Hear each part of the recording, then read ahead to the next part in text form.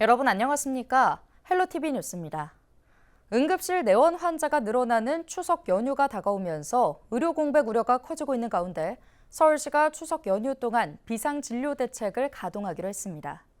먼저 연휴 기간 문 여는 병의원은 500개, 약국은 1,300여 개로 올해 설 명절 대비 1.5배 규모로 확대 운영됩니다. 7개 시립병원은 경증 환자를 위한 응급진료반을 운영하고 보건소는 연휴 기간 중 3일 이상 내과와 가정의학과 진료를 제공합니다. 서울시는 또 응급의료 대응 여력을 보강하기 위해 응급의료 지원에 71억 원을 투입하기로 했습니다.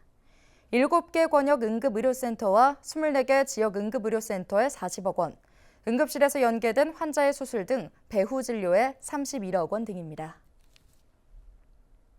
제9대 은평구의회 개원 2주년 기념식이 3일 오전 은평구의회 정책 세미나실에서 열렸습니다. 기념식에는 제9대 은평구의회 전체 의원 19명과 김미경 은평구청장, 의회 사무국 의원들이 참석했는데요. 의원들은 국민들에게 신뢰받는 의회, 국민의 꿈을 현실로 만드는 의회가 되기 위해 의정 활동에 최선을 다하겠다고 다짐했습니다. 송영창 의장은 국민에게 더 다가가고 투명하고 협력하는 의회를 만들기 위해 의장으로서 더 많이 고민하고 노력하겠다고 밝혔습니다. 기념식 후에는 제309회 임시회 개회식과 함께 1차 본회의가 열렸는데요. 이번 임시회는 오늘 12일까지 열흘간의 일정으로 진행됩니다. 그 이에는 이번 임시회 기간에 은평구 행정의 주요 업무를 보고받고 상임위원회별로 의원 발의 조례안과 구청장 제출의안 등을 심사할 계획입니다.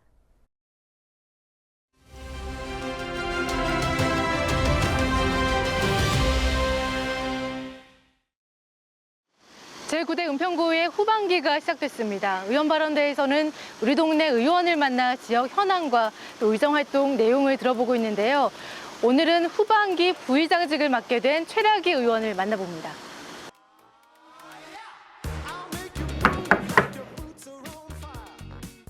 안녕하세요.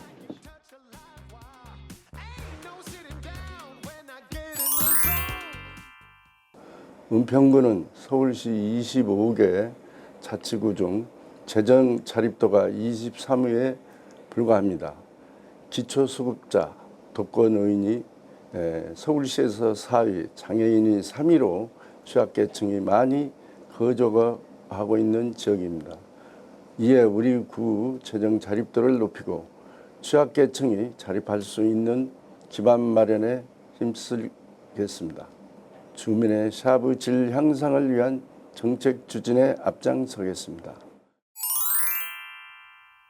전반기에는 울진군 의회, 고창군 의회와 자매 결연을 맺어 지역 의회 간의 고향사랑 기부제, 정보 교환 및 지역 현안에 관련한 많은 성과를 거두었습니다.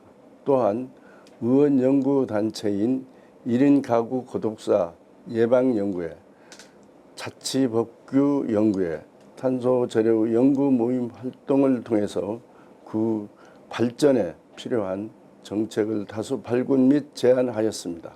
특히 본 의원이 참여한 탄소제로 연구 모임은 녹번동의 탄소제로 거리를 형성하는 성과를 거두었기에 이에 큰 보람을 느꼈습니다.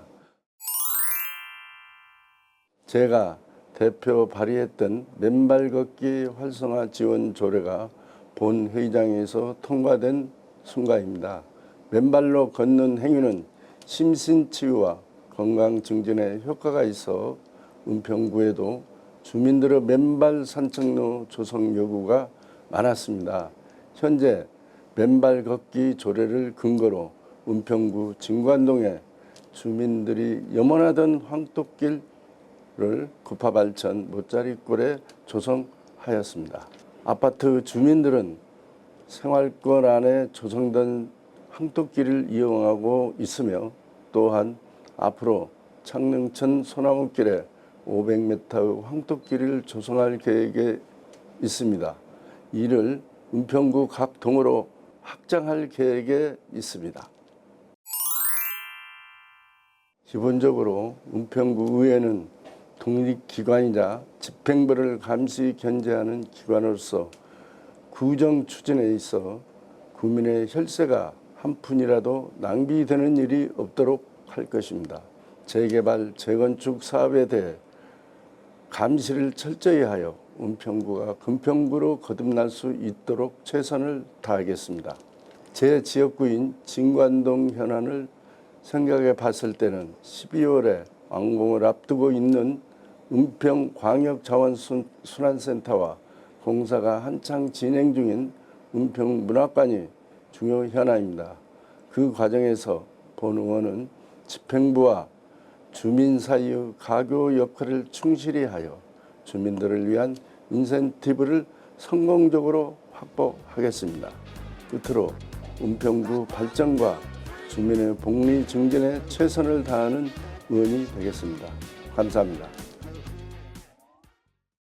부평 캠프마켓에 대한 종합적인 밑그림이 조만간 나올 것으로 보이는데요. 특히 인천시는 캠프마켓을 3단계에 걸쳐 개발을 추진할 것으로 보입니다. 송효찬 기자의 보도입니다. 지난 2021년 멈춰섰던 캠프마켓 지그다니 계획이 3년 만에 재개됐습니다. 기존에 위쪽에 이제 그 소방서나 인천 의료원이 없었는데 인천 의료원하고 소방서로 바꾼 거거든요. 올해 말에 끝내려고 합니다. 내년부터는 이제 그 본격적인 공원 설계를 시작을 해야겠죠. 지그다니 계획은 합리적인 토지 이용을 위해 진행하는 법정 계획으로 시는 이를 통해 캠프마켓에 대한 활용 방안을 구상할 계획입니다. 시는 공공시설 용지인 A구역을 제외한 나머지 구역에 대해 3단계에 걸쳐 개발을 진행하기로 했습니다. 가장 먼저 식물원 개발이 추진됩니다. 시는 식물원을 포함한 주변 개발을 1단계로 설정하고 현재 타당성 조사를 의뢰한 상태입니다. 이곳에는 생태 습지를 비롯해 식물원 등이 들어설 계획입니다. 2단계로는 기존 건축물과 흔적을 통해 역사적 공간을 조성하는 것입니다. 이곳은 대형 오픈 스페이스가 조성되며 지역문화 자원과도 연계하기로 했습니다. 3단계는 남은 공원에 대한 개발입니다. 광장을 비롯해 스포츠파크 등 시민들이 쉽고 편하게 이용할 수 있는 공간으로 조성됩니다. 사업은 뭐 한꺼번에 시작해서 한꺼번에 끝나는 게 아니기 때문에 사업 일정상은 뭐 크게 뭐 지연되거나 그런 거는 지금 현재로서는 없다고 저희는 판단하고 있습니다. 나머지 공공시설 용지인 A구역에는 인천의료원 제2의료원과 부평소방서 등이 들어설 예정이며 지구단위 계획 수립 이후 타당성 검토와 예산 마련 이후 본격적인 사업이 추진될 전망입니다. 헬로티비 뉴스 송유창입니다.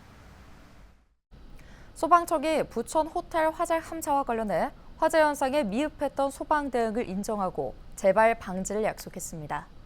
국회 행정안전위원회 전체 회의에 참석한 허석곤 소방청장은 부천 화재 사고 에어매트 안정성 질의와 관련해 점검 결과 전국 450개 에어매트의 내용 연수 경과를 확인했고 전량 교체할 수 있도록 하겠다고 말했습니다. 또 호텔 내 완강기가 지난 2004년 제조된 것으로 20년이 지났고 객실 내 완강기가 김치통 안에 담겨 있었다는 지적에 대해서도 허 청장은 내용 연수에 대한 내용을 포함해 전반적으로 점검하겠다고 밝혔습니다.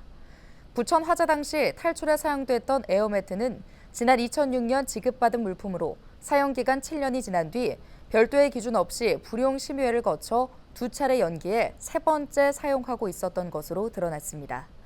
이번 회의에서는 방화문 관리와 전기 스파크를 즉시 차단하는 아크 차단기 설치 의무화에 대한 의견도 나왔습니다.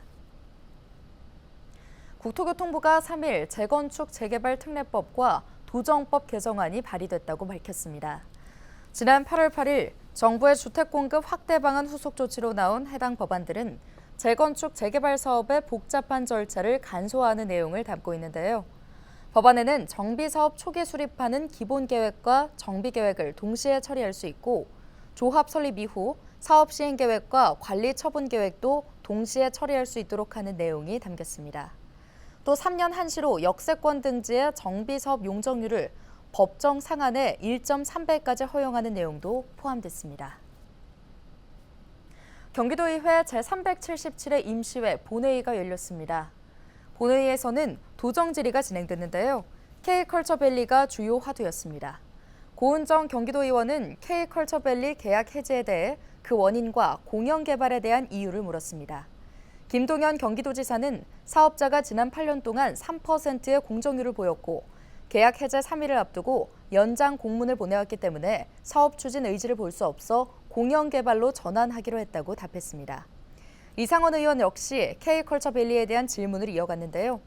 이 의원은 국회 청원이 5만 명을 돌파했고 갑작스러운 해제 이유는 지사의 결정인지를 물었습니다. 김 지사는 기본 협약 만료 기한이 지난 6월 30일이었고 계약이 지나면 실효되기 때문에 도지사로서 결정해야 하는 일이었다고 입장을 밝혔습니다. 경기도의회 국민의힘에서 요청한 K컬처밸리에 대한 행정사무감사는 더불어민주당과 합의하지 못해 무산됐습니다.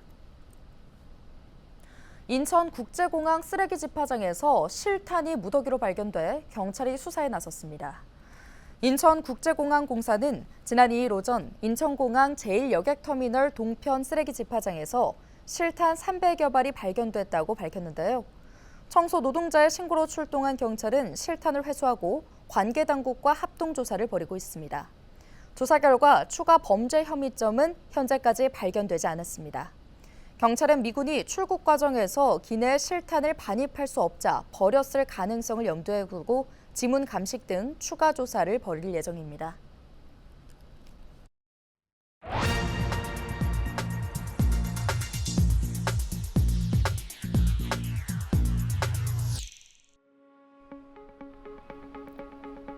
최근 102세 생일을 맞은 영국 할머니가 스카이다이빙에 성공해 화제가 됐습니다. 2차 대전 당시 해군에 복무했던 마네트 베일리 할머니는 다른 스카이다이버와 함께 상공 2100m에서 뛰어내렸는데요.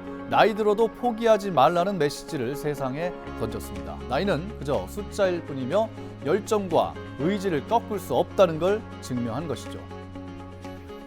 이뿐이 아닙니다. 전 세계에는 나이의 한계를 뛰어넘은 감동적인 스토리가 많은데요. 미국의 다이애나 나이아드는 64세에 쿠바에서 플로리다까지 177km의 바다를 헤엄쳐 건넜습니다.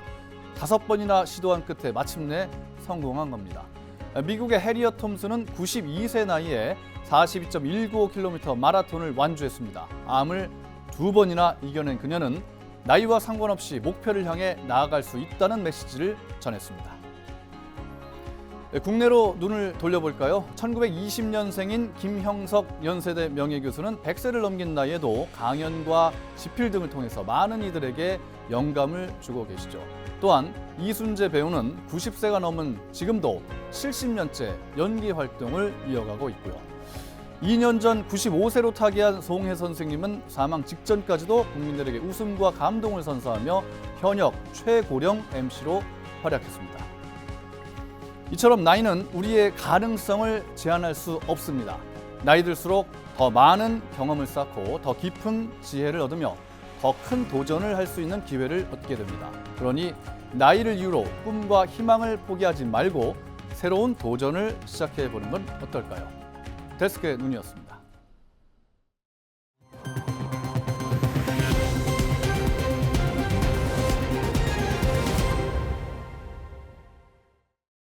국토교통부가 3기 신도시들 중 처음으로 이달 중 인천 계양주거 공공주택 1,106호를 분양합니다.